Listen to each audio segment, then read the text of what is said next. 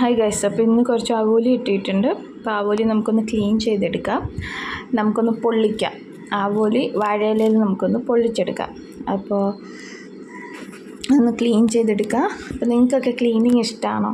എനിക്ക് പൊതുവേ മീനിനോട് ഭയങ്കര ഒരു ഇൻട്രസ്റ്റാണ്. അപ്പോൾ മീൻ ക്ലീൻ ചെയ്യുക, അതിൻ്റെ ഒരു മണമൊക്കെ എനിക്ക് ഭയങ്കര ഇൻട്രസ്റ്റിംഗ് ആണ്.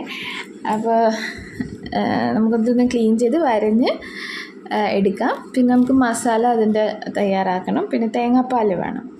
ഓക്കെ, സോ തേങ്ങാപ്പാൽ, പിന്നെ ഇഞ്ചി, വെളുത്തുള്ളി, ഉള്ളി എല്ലാം കൂടെ മിക്സ് ചെയ്ത് അരച്ച് നമുക്ക് ഇതിൽ മസാല ആക്കാം. ഓക്കെ, സുബ നമുക്ക് നോക്കാം. നമ്മൾ കഴുകി വെച്ചിട്ടുണ്ട്. ഇനി വരഞ്ഞെടുക്കാം.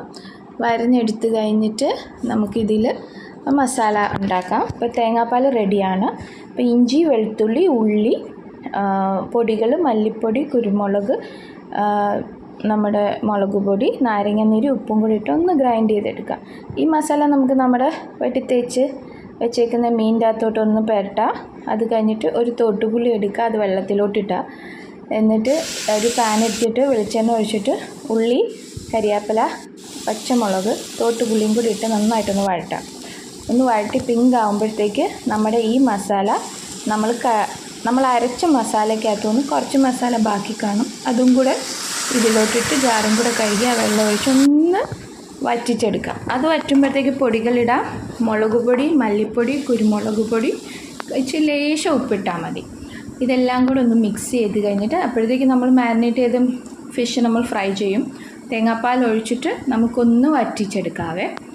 ഇത് വറ്റി വരുമ്പോഴത്തേക്ക് നമുക്ക് ഒരു വാഴയില എടുത്തിട്ട് നന്നായിട്ട് അത് വാട്ടിയെടുത്തിട്ട് ഫ്രൈ ഫിഷ് വെച്ചിട്ട് ആ മസാലയും കൂടി ഇട്ടിട്ട് ഒന്ന് ഫോൾഡ് ചെയ്യാം. ഫോൾഡ് ചെയ്ത് നമുക്കൊന്ന് കെട്ടിയിട്ട് ഫ്രൈ ചെയ്യാം. അത് 2 സൈഡ് ഫ്ലിപ്പ് ചെയ്തിട്ട് നമുക്ക് 20 മിനിറ്റ്സ് വെയിറ്റ് ചെയ്യണം. സ്ലോ കുക്കിംഗ് ആണ്, സിമ്മിലിട്ട് സ്ലോ കുക്ക് ചെയ്യാം. അപ്പോൾ നമ്മുടെ ഫൈനൽ ലുക്ക് വരുന്നത് ഇങ്ങനെയാണ്. യെസ്, സോ നമ്മുടെ മസാലയും ഫിഷും നന്നായിട്ട് ആവിയിൽ പൊള്ളിച്ച് വന്നിട്ടുണ്ട്. So do try.